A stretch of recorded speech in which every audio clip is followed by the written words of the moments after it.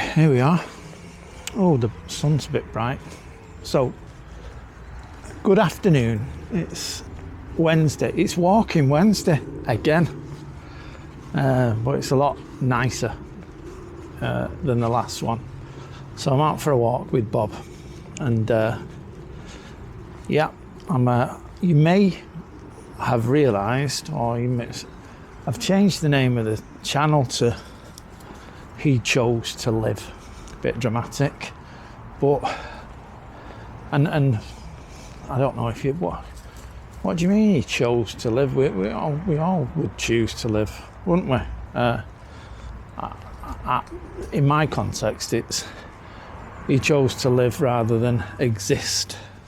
So I didn't want to exist on chemo and immunotherapy and palliative care, so I chose to opt out of the general treatment that is offered by the NHS. God bless them. And try new stuff on my own.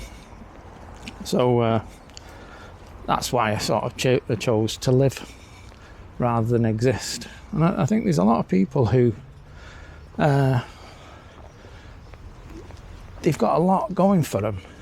You know, they're not in my position, but they don't even choose to live. They choose to exist and sit and moan about it. Oh, you know, little things aren't right and it's the end of the world. And it's not really, is it? A bit of perspective. You have actually got a lot of opportunities to do whatever you want, and you don't. So you choose not to live, and that's your prerogative. It's not mine. And a lot of people say we don't judge, but I do. So what a waste, and I'm jealous of you. God bless you. But yeah, so Walking Wednesday. I think should we start with a joke again? Might as well. I like a good joke. So right, here's one. I don't know if it's a Peter Kay one or it's a sort of, it's a northerny joke that's sort of out there.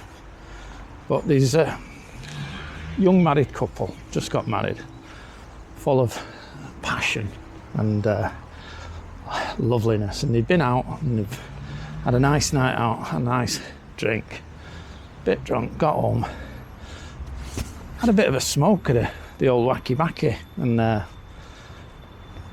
then they've gone to bed and had a good old session, and they're lying there puffing and panting and marvellous. And the lad says, do you know what would make this even better? And she said, what? And he said, bit of cheese on toast. And she was a bit, he married above himself, a bit like me, but she was a nice middle class girl, and she said, oh yeah, do you know what I fancy? What's it called? Avocado on toast, on sourdough toast, because that's what middle class people eat when they've got the munchies, you know. So he said, all right, I'll go and sort it out. So he goes downstairs, naked. He's got no reason to get dressed, no kids and that. So he's making the avocado on toast, and he's put the toast in and he's cut the avocado. And I don't know if you know, the most household injuries, one of the most common household injuries nowadays, is people trying to get that big pip out the middle of avocados because they're slippery fuckers. Anyway, he's got his knife and he's messing about trying to get this big ball of pip out the middle of the avocado, and he gets it, bung, and it flies across the kitchen, and the knife goes whoosh, and he looks down and he's his widgets on the floor, and he goes, starts screaming, and his wife comes out, what's up? So he says, look, and he's got a towel. She said, oh my God. So she puts it in a bag of peas, and they head off to the local hospital. Anyway, they get to the local hospital, they see a consultant quite quickly, and he says, well, you're in luck, sir, because fortunately for you, this hospital is groundbreaking in penal resection. So we can sew your willy back on, no problem. But we're also doing transplants at the minute. So if you would be interested in upgrading, we've got some sample penises for you to look at. So he says, go on then, you know. So he shows him one. He said, this is the Magic Mike, and it was this quite a decent size truncheon, and he said, but that's £10,000, and he says, oh, that's a bit much. But he sees this one at the end, and it's even bigger, you know. So he says, what's that? He says, that's the Whopper, sir, you know. And he said, that's £15,000. So he said, oh, you know, I think my wife might like that one, you know, but we'll have to have a conversation. So he said, but would you like a little bit of privacy? So he says, yeah. So they go off into a private room, and the doctor's stood there waiting, and they come back in, all smiles, and he says, so have you made a decision, sir? And he says, yeah. He said, we think we'll get a fitted kitchen. So yeah, that's me Walking Wednesday joke for the day. What I was going to talk about faith today, because I was just watching something on the telly, and it was about I was reminded when I was at college, we had a very middle class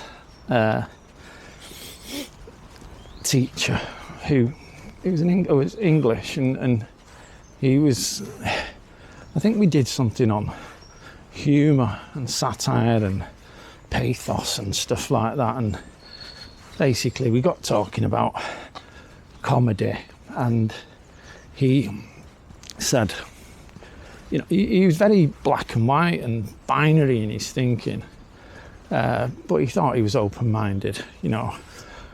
Christians were stupid, idiotic fools because he was an atheist, you know, but, you know, Muslims and Jews were all right because he was like this cultural, you know, people of different cultures had a right to have their beliefs, but if you were white and working class, you were stupid.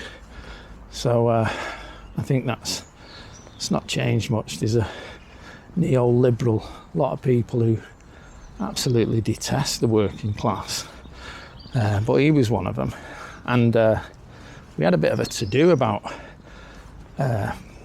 Monty Python and Tommy Cooper, because he basically said Tommy Cooper was shit and, you know, Monty Python were great. And although Monty Python were great, I sort of felt like it was just a group of posh lads who were stoned messing about, and it was good, you know. There's no up with that. It's brilliant. No, but it isn't great. It was slapstick and daft and surreal, and you know, there wasn't a lot of thought that went into their humour. You know, he was trying to make them out as geniuses, but and his dismissal of Tommy Cooper it got right on my nerves. But we had this thing about, we did this back in the day. The the Berlin Wall hadn't come down yet, and we had this thing about what would you do if the Russians released all their rockets and stuff like that, and we had a sort of minutes or something to live, and one of the solutions or whatever was to take a suicide tablet, and he was sort of advocating, but basically he asked, I said I would just wait it out and take my chances, and if I said I've got sort of some faith that I might survive it. I've always been a little bit optimistic, probably, but he sort of pushed me on it, and I said, look, it's against my religion to take my own life. I'm Catholic, and to be honest, I didn't even know what I just knew that it wasn't seen as done in the Catholic Church to take your own life, because sort of my life was God's, apparently. I wasn't devout, I didn't go to church, but it was more to do with me than the Catholic Church. Anyway, he had a right go at me for being stupid and, being into this Catholic nonsense. So I replied in the only way that I knew back then, because I didn't have the vocabulary, or I wasn't articulate. I couldn't build an argument based on stuff that I'd read, and he was one of these who's read everything about, he's probably read one book on atheism and stuff like that, and then formed all his opinions off that. But he was humiliating me in public, so I think I threatened him, smash his fucking face in. and he shut up, and but I was sort of nearly thrown off the course for that. But yeah, it was all about faith, really, and I've always been I've always liked the stories, in saying the Bible and blah blah blah. I don't necessarily believe them all to be true. I think most of them are like Aesop's fables, the stories that you're meant to see sort of what's bad for you, and what's sort of good for you, and they use compelling stories to do that, and it's great. So but I've always been a little anti-institutional religions, because I sort of think Jesus wouldn't have, liked all the arse kissing and stuff like that goes on within hierarchical religious cultures, so you get the Pope and then the bishops, or the sort of the cardinals, bishops and normal priests, and and your common man, no matter how much faith he's got or how much of a relationship he has with his God, the God of his own understanding, they're pretty worthless, really, in the eyes of the church. They're just sort of insignificant and unimportant, and I think that's not true. That's not true. Everyone's important, and Do you know my God more than I do? Just because you've... So, anyway, I've always had that sort of like ambivalence towards institutional religions, and but my more sort of prevalent feeling is, and what do you do? Do you know, what have you done, or what do you do to earn this adoration? And because I'm this might be a working class thing, you know, talk's cheap where I come from. You know, what do you do in your life? Who do you help? What sacrifices have you made to serve God? And in the vast majority of cases, it's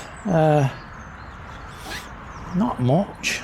You know, so there's some great people involved with institutional religion, you know, but, you know, most of them, they could do more. There's a lot of people who could do more, you know, and I could do more, but I'm a bit of a inverted snob as well, so that doesn't help. But yeah, faith without works means nothing to me, and I don't give a shit if someone's got faith. I'm more bothered about what do you do.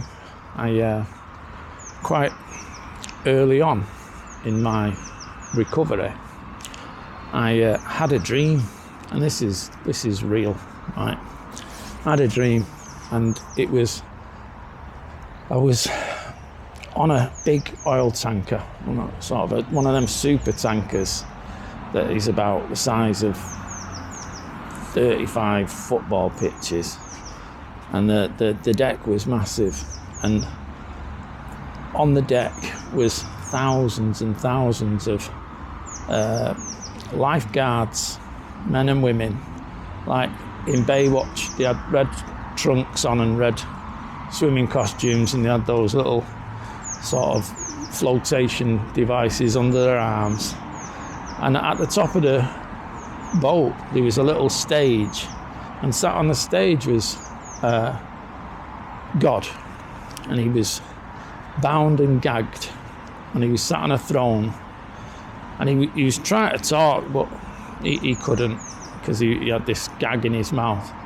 But next to him was Jesus, and he was sort of shouting, but no one could hear him, because all these people were praising the Lord, singing hymns and saying how much they love you, God, and all this.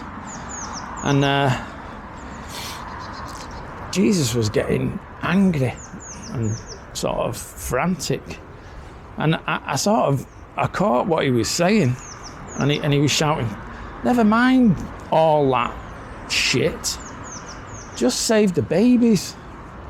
And I looked out into the sea, and there were thousands and thousands and thousands, if not millions, it was an ocean, of babies, and they were drowning. And I woke up horrified with this sort of nightmarish dream. But I took it as a sort of sign, if you like, that God, no one can understand God. He's too sort of powerful to even comprehend God. But we have clues to what God's like, and those clues are the people. And one of the people who was very much in touch with God was Jesus, and he was sort of saying what the old big fella wanted.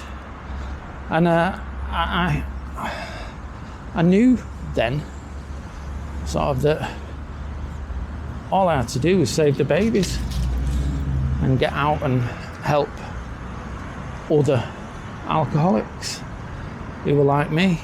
And help them find a way to stop drinking and get some peace.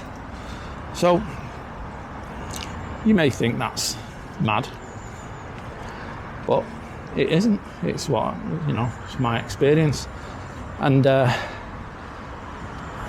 loved it, and I'm going to a new meeting tonight, starting up a new meeting, and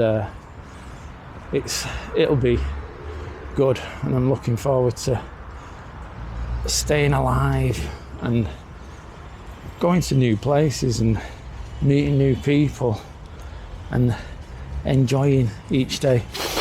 Sometimes when I breathe in like that, I breathe out, and in my head I say thanks, because there's some people who can't, But anyway, it's been nice talking. It's Walking Wednesday, and I'm going to sign off now, and I'll do another on Friday. Oh, by the way, yeah, my update on me fasting.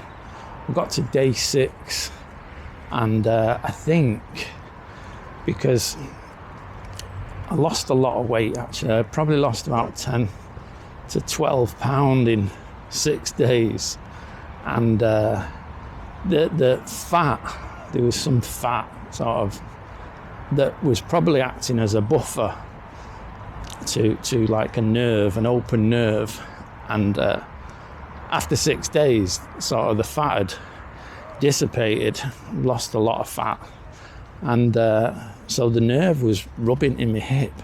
It was rubbing against my bone, and I've never had such pain in my life. It was like, if they would have asked me do you want your leg chopping off and your bollocks at the same time, I would have said yes please, whip them off, because it was horrific. So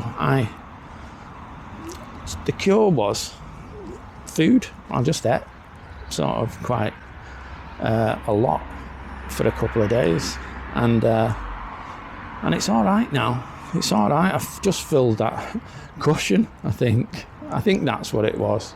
I'm hoping that's what it was.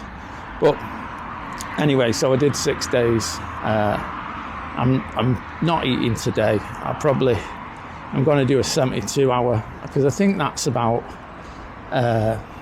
it's easily doable, 72 hours, and I think it has a good effect on my metabolism. So 72 hours is probably Saturday, but I'll let you know how it goes on, and but I reckon I'll keep watching this, and I'll shrink before your eyes. So I'll see you on Friday or Saturday.